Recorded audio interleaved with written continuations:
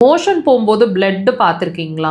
Motion போகும்போது ஒவ்வொரு தடவையும் பிளட் போகுது, அல்லது ரீசெண்டாக பிளட் போன மாதிரி இருக்குது, மோஷனில் பிளட்டை பார்த்தோன்னே பயமாக இருக்குது, இந்த மாதிரி உணர்றீங்களா? அப்போ இந்த பதிவு உங்களுக்கானது.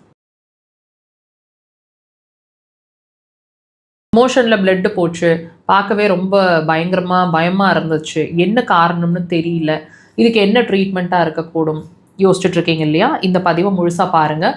இந்த கண்டிஷன் வந்து ஹெமராய்ட்ஸ்னு சொல்லுவாங்கங்க.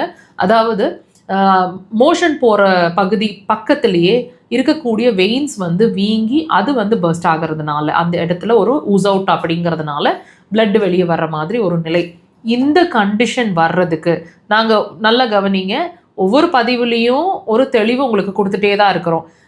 ஒரு பிரச்சனை வருது நமக்கு அப்படின்னா அதுக்கு காரணம் பின்னாடி இருக்குன்னு. அந்த வகையில் இந்த பிளட்டு போகிறதுக்கும் ஒரு காரணம் இருக்குங்க.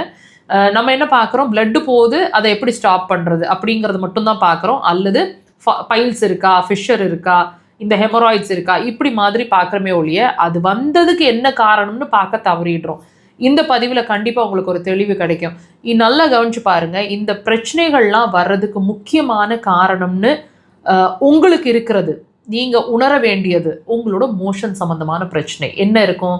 2-3 தடவை மோஷன் போகிற மாதிரி இருக்கும், டைம் இல்லாமல் மோஷன் போயிட்டுருப்பீங்க, மோஷன் கல் மாதிரி இருக்கும், முக்கி ரொம்ப சிரமமாக போகிற மாதிரி இருக்கும், மோஷன் போகும்போது எரிச்சல் ரொம்ப பேர்னிங்காக இருக்கிற மாதிரி இருக்கும், வலிச்சு மோஷன் போகிற மாதிரி இருக்கும், மோஷன் போகிற உணர்வே வரமாட்டேங்குது, சில உணவுகளை எடுத்துக்கிட்டால் மட்டும்தான் மோஷன் ஃப்ரீயாக போகுது, பட் மற்றபடி ஒரு நாள் விட்டு ஒரு நாள், 2 நாளைக்கு ஒரு தடவை, 4 நாள் கூட மோஷன் போகாமல் இருக்குது. இந்த மாதிரி கண்டிப்பாக ஏதாவது ஒரு சிரமங்கள் உங்களுக்கு இருக்குங்க. இதுக்கும் அதுக்கும் சம்மந்தம் இருக்குது. தயவு செய்து அண்டர்ஸ்டாண்ட் பண்ணிக்கோங்க. ஒவ்வொரு பிரச்சனைக்கும் பின்னாடியும் அதுக்கான காரணம் இருக்கணும் இல்லைங்களா? அந்த வகையில் இந்த ஹெமராய்ட்ஸ் அல்லது இந்த ரத்தப்போக்கு, உங்கள் மோஷனில் ரத்தப்போக்கு அப்படிங்கிற ஒரு விஷயம் வர்றதுக்கான காரணம் அப்படிங்கிறது உங்களோட மோஷன் தான். ஸோ தயவு செய்து இதுக்கும் அதுக்கும் என்ன சம்மந்தம்னு யோசிக்காமல், ஒன்னோட ஒன்று சம்மந்தம் இல்லாமல் எந்த விஷயத்தையும் நம்ம உடம்பு நமக்கு சொல்லாது. தயவு செய்து அண்டர்ஸ்டாண்ட் பண்ணிக்கோங்க. இதுக்கான சிகிச்சை அப்படிங்கிறது அக்குபஞ்சர் கண்டிப்பாக ஒரு சிறந்த தீர்வாக இருக்கும்.